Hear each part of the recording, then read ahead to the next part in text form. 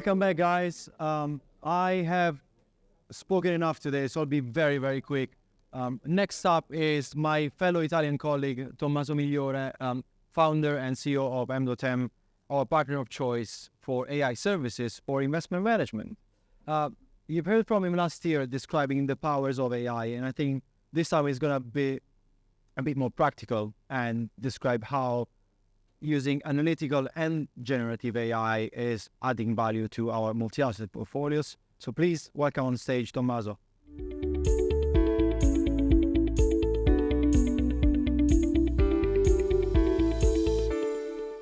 Hi, everyone. You hear me?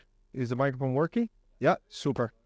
So it's good to be back. It's good to be back on the second day because this is the momentum day, right? So, and we are really a part of an extension to Momentum team. So it's really nice to be here today to kind of delve a little bit deeper into some of the points that we touched upon last time we were here last year. So for some of you, it's going to be a little bit of the refreshing at the beginning, and then we're going to go deeper into the discussion and the practical application of artificial intelligence within the investment process. Okay. For all of you that don't know me, I am Tommaso Migliore. I am the CEO and co-founder at MDOTM. We are a company, a fintech company, about 100 people based between London, Milan, and New York. We specialize in creating artificial intelligence solution that it's used by asset and wealth management company across, we have about 40 clients across 13 countries. They use our solution in different areas of the investment process. I'm very pleased to say that Momentum has been one of the very early adopters.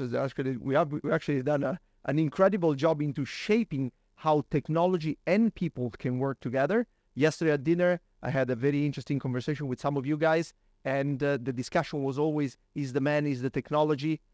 Believe me, I built a company that creates artificial intelligence solution. I cannot stress any longer, the man and the technology should work together, not one against the other. Okay, that is the real evolution, and we're gonna see how generative AI is actually playing a role within all of this transition. Okay, so the first topic today, it's about why artificial intelligence. Okay, why does it make sense to talk about artificial intelligence today?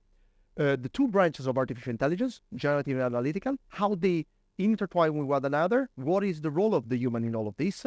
What is the concept of control generative AI? And then how it enters into the investment process, and even down to what we see today as opportunity that we share with you guys as a view for the near future. So first of all, we have to understand one very interesting thing, and this is especially interesting if we talk about wealth management, okay? Because asset and wealth management are going through a very, very challenging transition. There's new complexity out there, and there's new competitive landscape. Now, the complexity piece, it's coming because we're bombarded by data.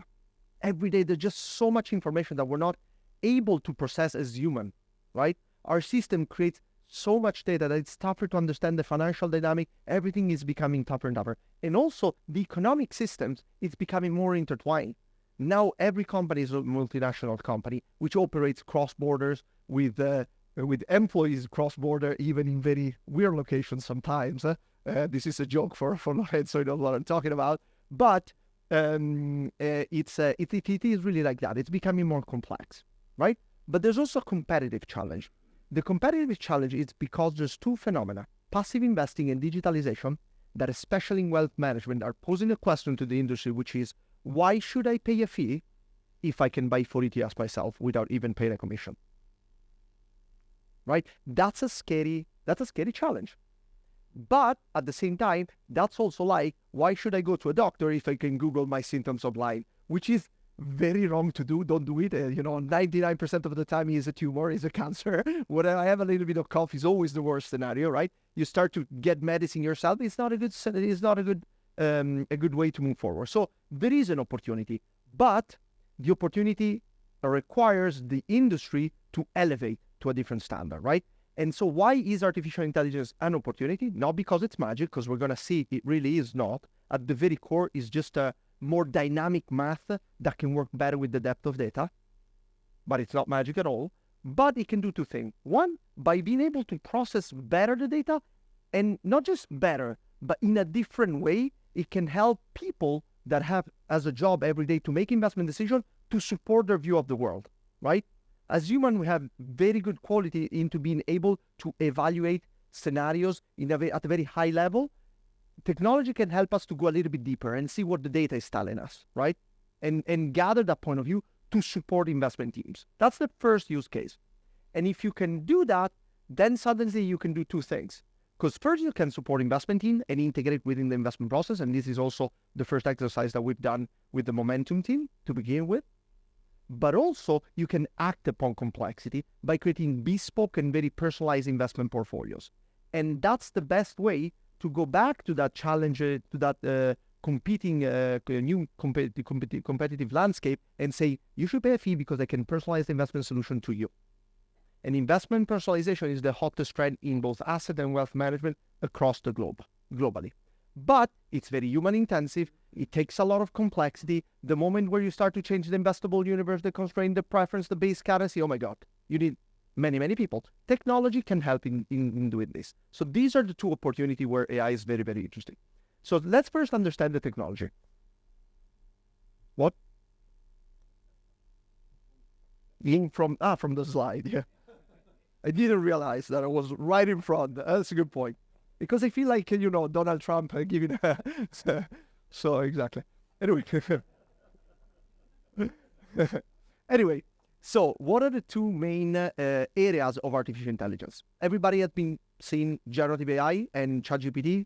Quick raise of hands. Who has played with and, have a little bit of fun with generative AI, with ChatGPT? Most of you guys. So that's very good. That is the second component, which is the generative AI component, right? Let's first understand the analytical AI. Second question, have you ever played with, tried ChatGPT and tried to play chess against ChatGPT? Has anybody of you been so crazy? Am I the only one doing these exercises? Okay.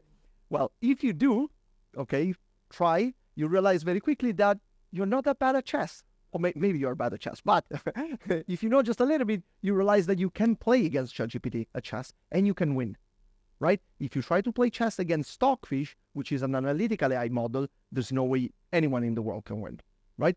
Because we start to understand two things. Generative AI retrieves data, assembles, makes shortening text very, very nice. It can create new context, but it doesn't compute.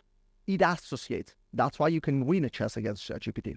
Okay, analytical AI is not so broad, it's much more vertical. It's a family of artificial intelligence that it's designed to solve the equation, to solve complex computing.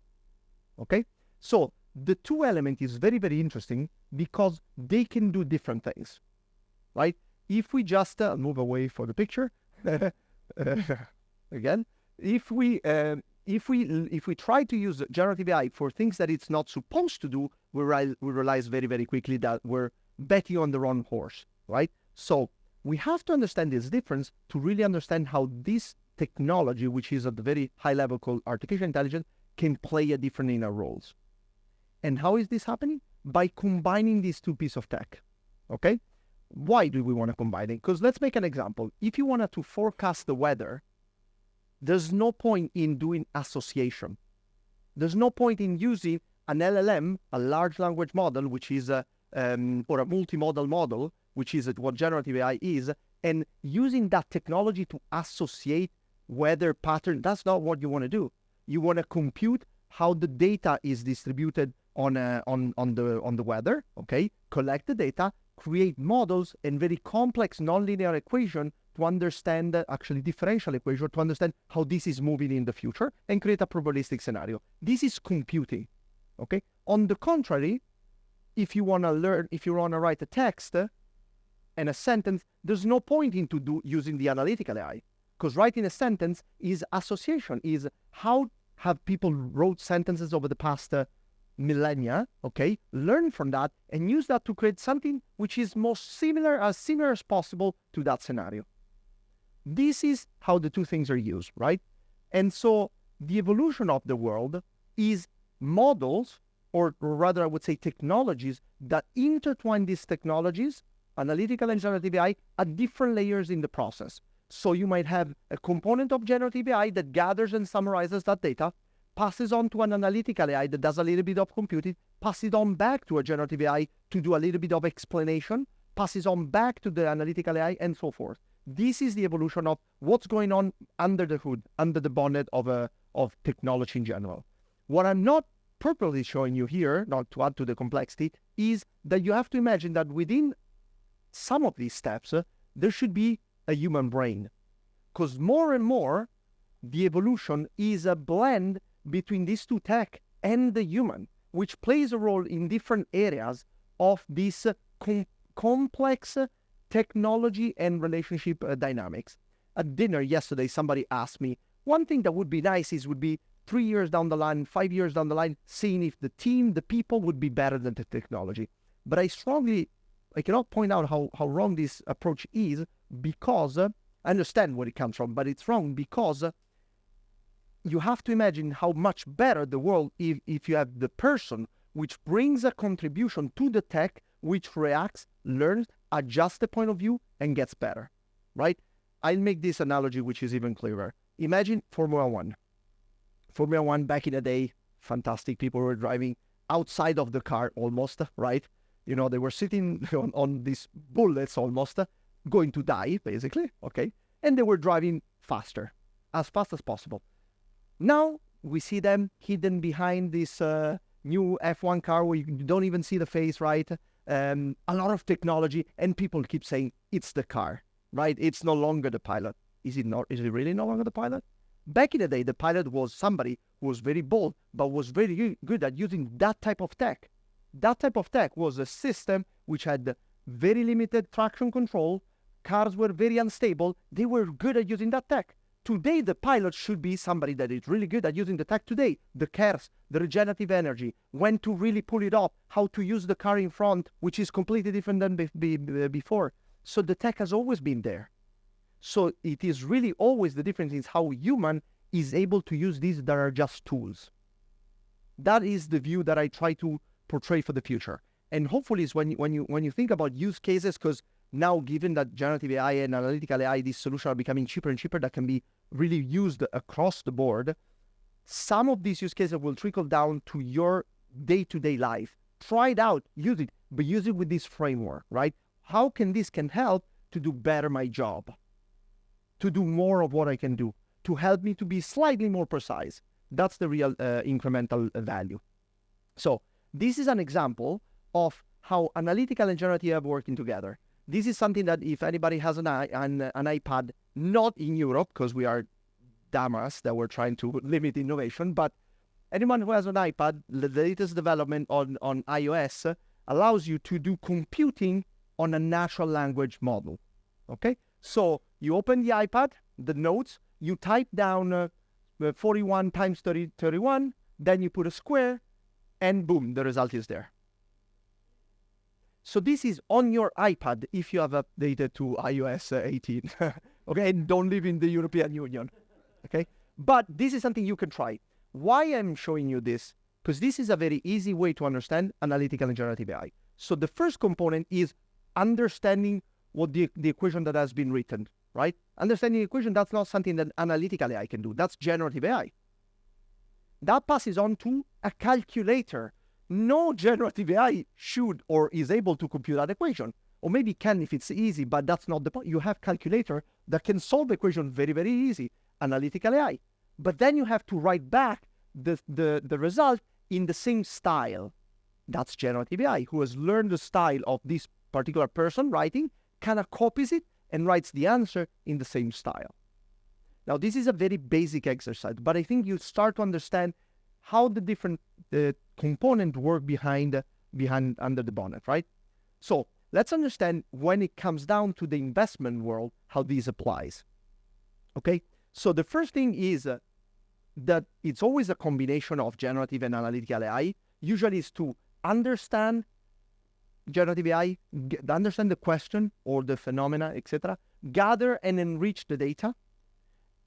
The AI, analytical AI computes, and then the generative AI usually writes an explanation, right? Something to summarize, to explain, okay?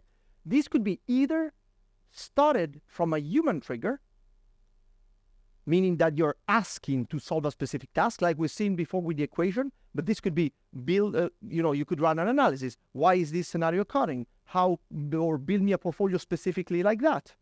with certain parameters, etc. And then you have the system to do it. And then, of course, the system goes back to the human to approve, to see, whatever. Or it could be data trigger. Okay? So what is the difference between data trigger and human trigger? Data-driven trigger means that the human it's easy to understand, right? It's myself asking a question.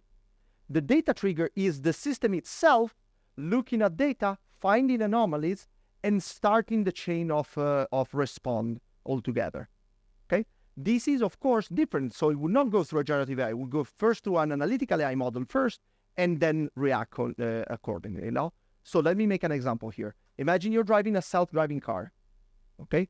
The self-driving car realizes that the street is too wet, okay? And so it slows down a little bit. That's a data trigger event because it's reacting by itself compared to the distribution on how the wheel should respond to the tarmac.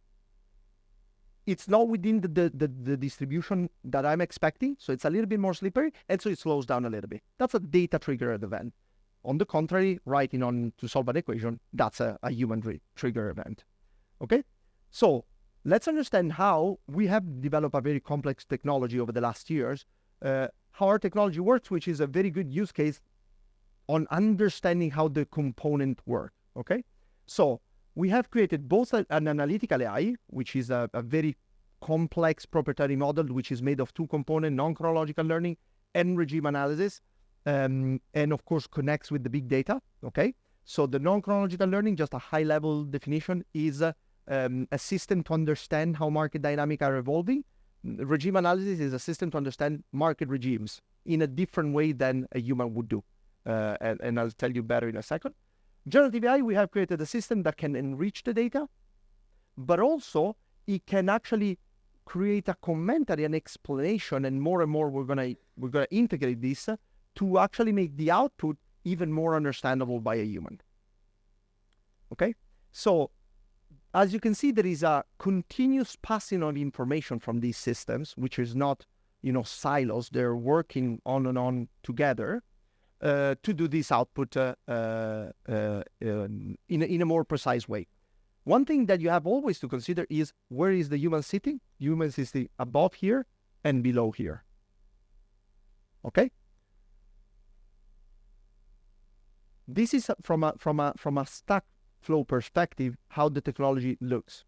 This is, again, to kind of give you an understanding, because often we play with these technologies such as ChatGPT, etc., or whatever models that we've given, and it looks like magic, right? You write something, you understand what's behind. There's actually many steps that goes along behind. So in our case, for example, everything starts at the very bottom, where we connect with the data sources, the data feed, etc., passes on through different layers of technology that first filter the data, check for quality, make it better, more precise. This is a lot of generative AI also plays a role in there. Goes in through an explainability AI layer, so different layers of technology that are able to simplify the output and understand what's going on, and then again through LLMs to compute the final calculation. So it's a lot of money to create this technology. Today we're north of $15 million to create the whole technology stack. Okay, so there's a lot of investment that you have to do in R&D and technology, but that's kind of how it behaves in behind the hood. So what are the use cases, the most common use cases that we see out there? And of course, we create the technology to tackle these use cases, but these are the ones that are more common. The first one is what we call the AI-driven investment insights. This is to support investment teams and integrate within investment process to give support, a different perspective, to kind of enrich perspective of people. Very, very, very easy to understand. Second component is to create those bespoke portfolio at scale. As we said before, the answer is bespoke investment portfolio. More and more, the world is there's a major trend, as you have seen probably being on the market every day, that back in the day used to be that everybody was looking at the markets. Who cares about the client, right? The client was just, as long as somebody was giving the final client a good coffee, okay, in a nice office, everybody was fine. Now, the good coffees in a nice office is, sometimes it doesn't even happen when we talk about wealth management. More and more, we have people that moved away and they're all only digital. I was having a chat at dinner yesterday with some of you that said, I'm not meeting any of my clients. I'm just permanently online. So we know that that's happening. So we got to offer something different. This applies also to institutional portfolio. bear in mind that institutional portfolio have the same dynamics as a wealth portfolio of retail client or ultra-natural individual. And then the last component is storyfolio, which is telling a story, a narrative around the portfolio. How it's been constructed, why it's been rebalanced, because we all know that at the end of the day, you can do all the computing in the world that you want, but if you're not able to explain, it's worthless. A portfolio is just as lines with percentages at the end, right? But if I tell a story, that portfolio has value. If you find on a piece of paper on the street with a portfolio, you think, what is that? You throw it away. If I tell you, look, Ray Dalio wrote that piece of paper, you're like, okay, let me look at that, right? So the value stands in the story, in the narrative, in how you see the world. So what it's, just to conclude and then open up to Q&A, question, doubt, etc., I want to close with some of the investment insights that Sphere is looking currently at the world at a high level.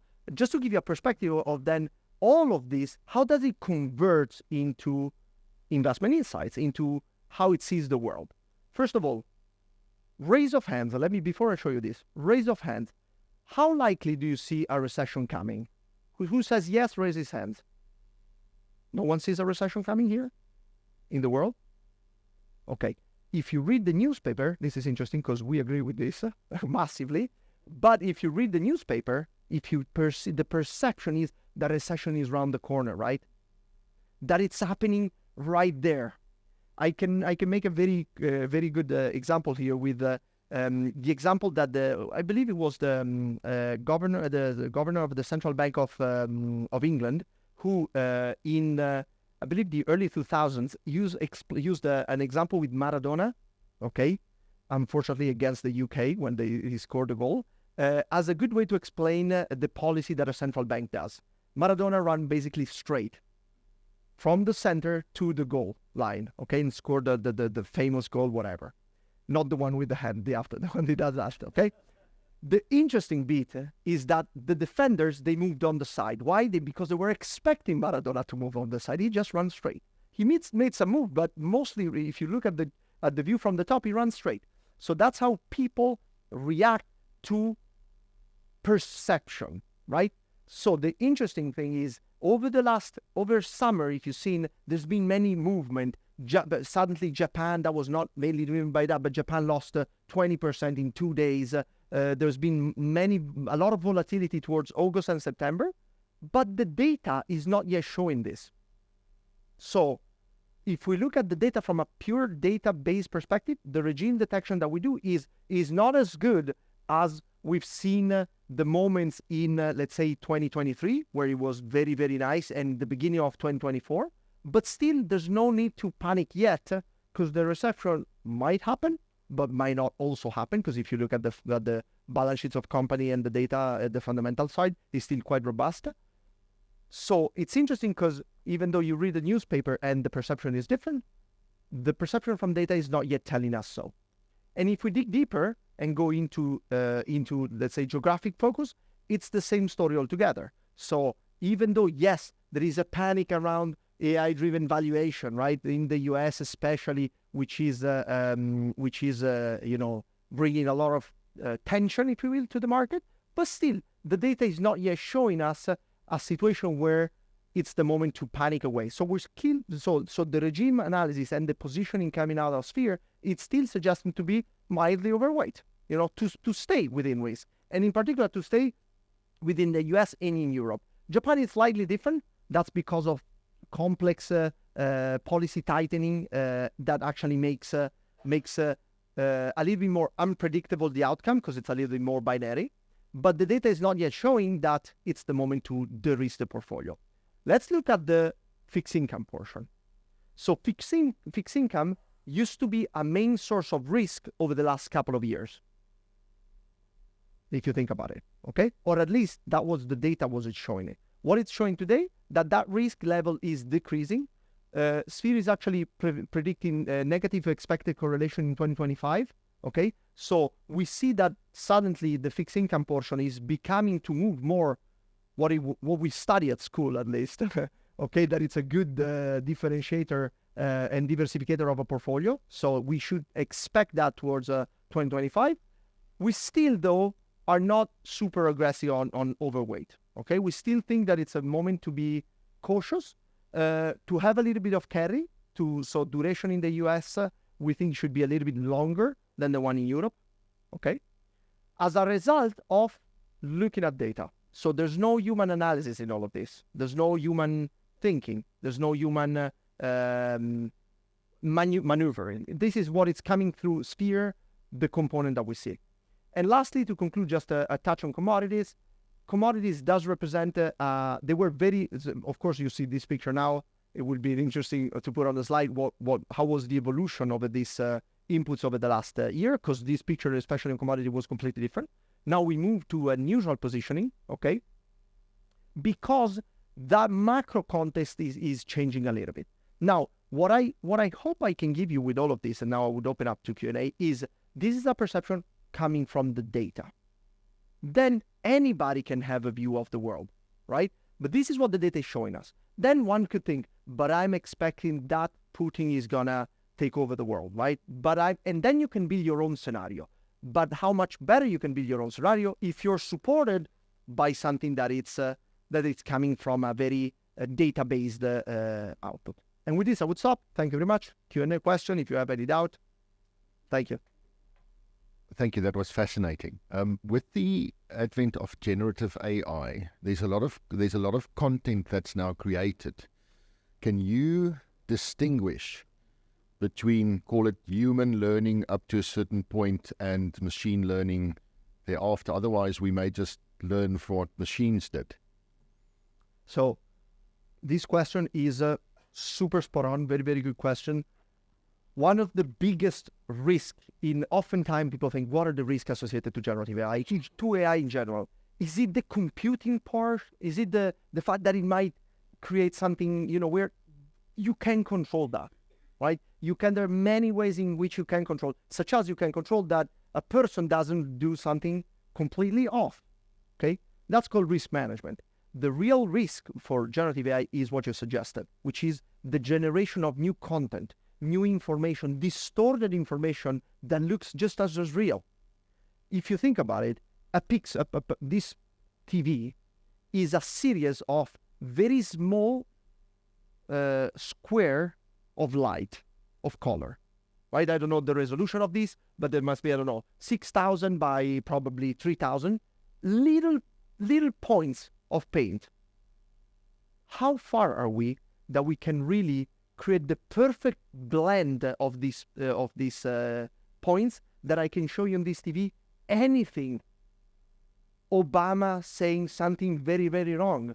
Putin hugging Trump. How far are we from that? And how can we protect from that? Because that is the real danger.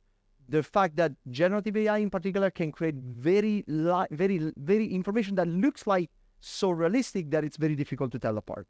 Now, luckily, as the technology, that's the scary bit. And honestly, it's scary that we don't yet have a solution. But there is hope. What is the hope that is out there?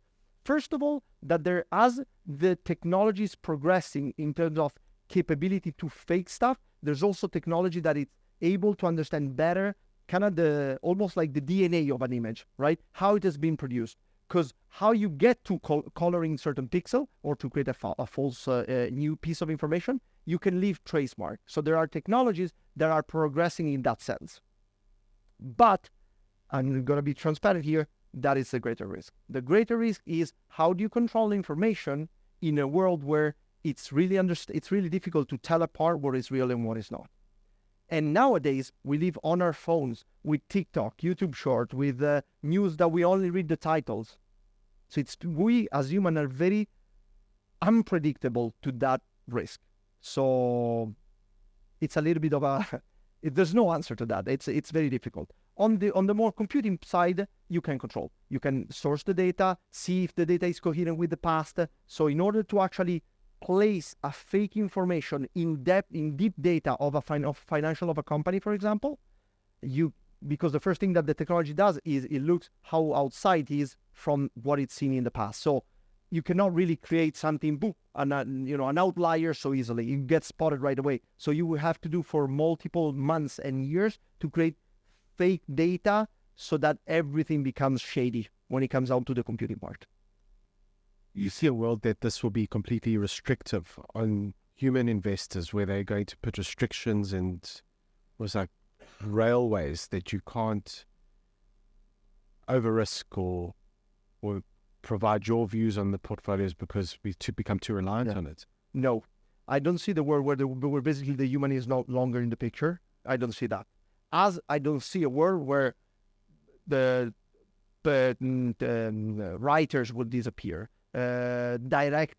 movie director would disappear, creative people would disappear. Because one of the concepts that your colleague hinted before is generative AI associates from stuff that I've done before. We still need the creative portion of the human brain.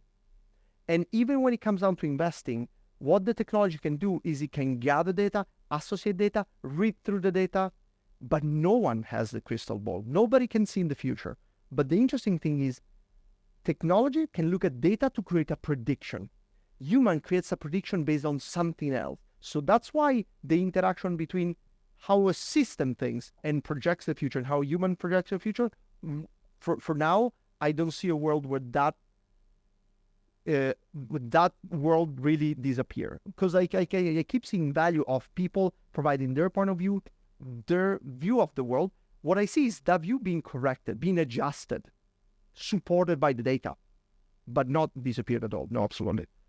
Sorry, this is more a question for Lorenzo. Can you explain to us what is the availability or what is the input of the AI in the Harmony funds, for example, please?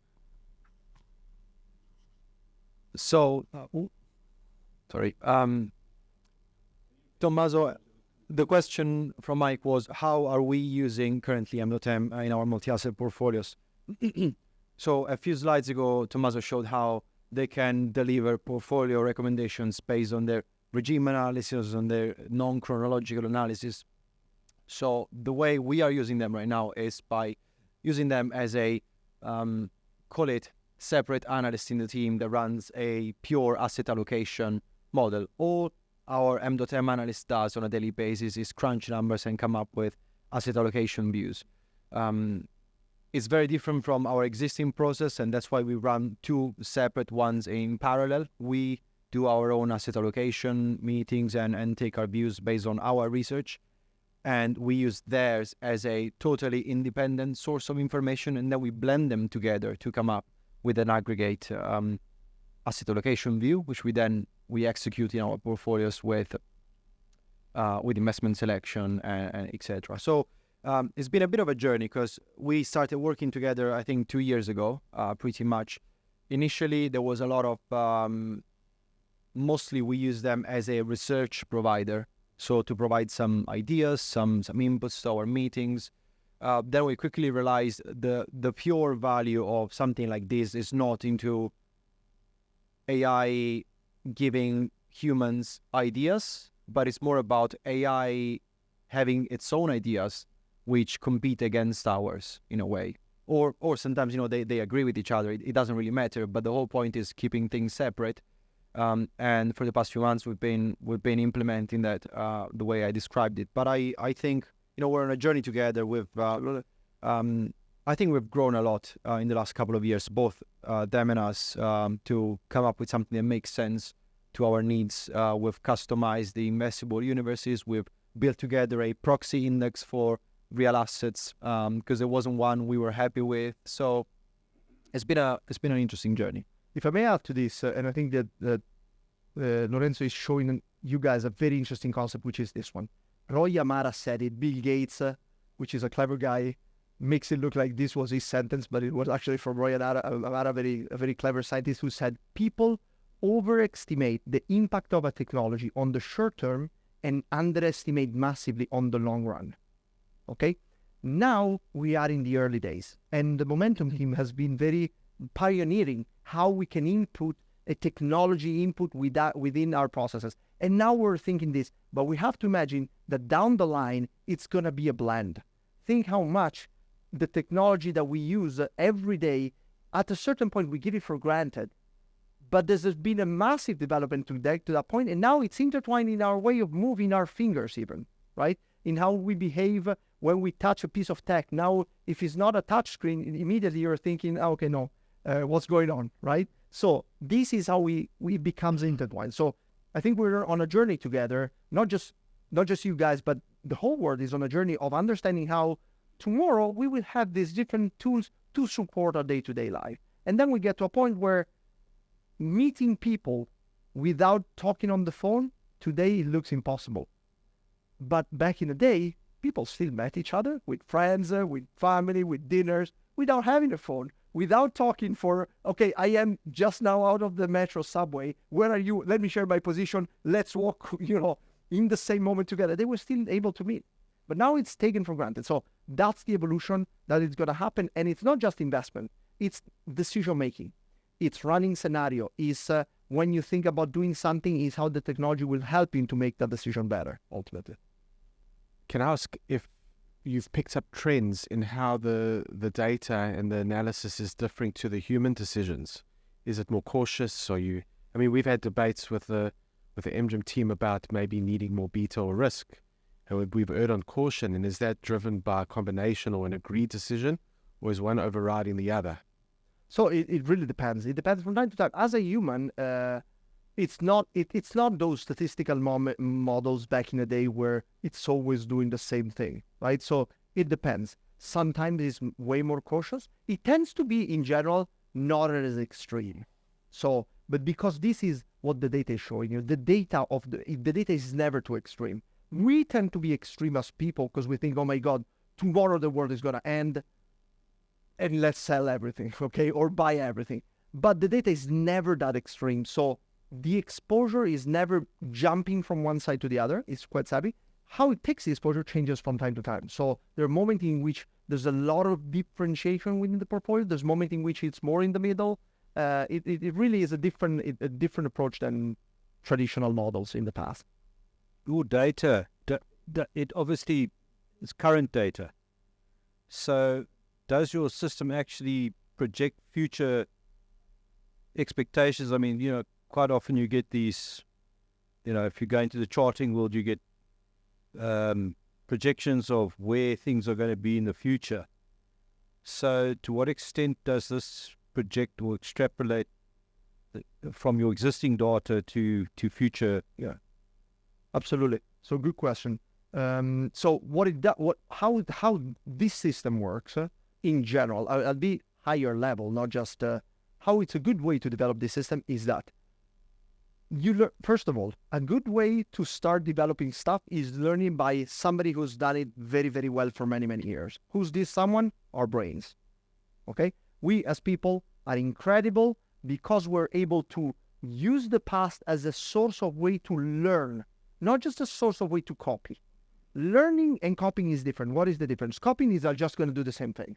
Learning is I'm going to use my experience in the context of the present information to maybe do something different than what I did before. Or to maybe to do the same thing that I did one day and something that I did 10 years ago on that experience. So that is a good way to create a probabilistic world of the future and then adjust. That's what we do as humans. The way in which we've been able to evolve, to build our technologies that we live every day, etc., it's by learning from the past in the context of the present, creating a projection, and then being very quick to adjust to that projection. Technology, very well developed, does the same thing. It uses the past not as a source to copy, but as a source to find dynamics. And then in the context of today, you use those dynamics in a non-linear way, meaning not copy and pasting, but using bits and spots from the past to create a probabilistic view of the world. Now, this view, do we create a projection? Yes, of course. That projection is a probabilistic, it's an array, right? So if I were to tell any one of you about a projection, you would say, I do think that. When you say I do think, you're thinking, well, maybe 60%, 70%. And then you have a worst case scenario, you have a distribution, right? Sphere does technology does exactly that same scenario. And then it keeps adjusting.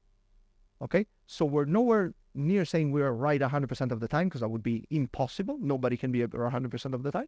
But by having this probabilistic approach, we tend to be on the right side more often than we are on the other side. And especially, more importantly, when we're not right, it's not a disaster. Because oftentimes, look, this morning I was running, I'm preparing for the, not the UK, for the New York Marathon. I was not made for running. It's very intense. This morning I ran 20K. And I was listening to a podcast of an historian, a very talented historian, who was telling the story of Caporetto.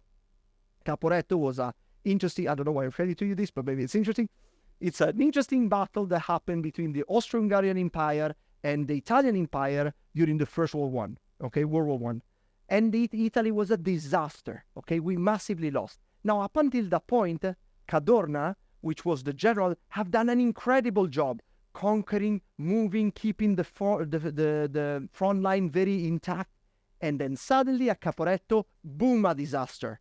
Now everybody thinks about that. I think he was an idiot. Why? He done so great, but when he failed massively. That's oftentimes the most important thing in finance. It's not that you're right all the time, but when you're wrong, you're not so wrong, if it makes sense. Like Steven always says, it's better to be about right than precisely wrong. Yes, I guess. Absolutely. That's what they do. Well, thank you very much, Tommaso. Thank you, guys.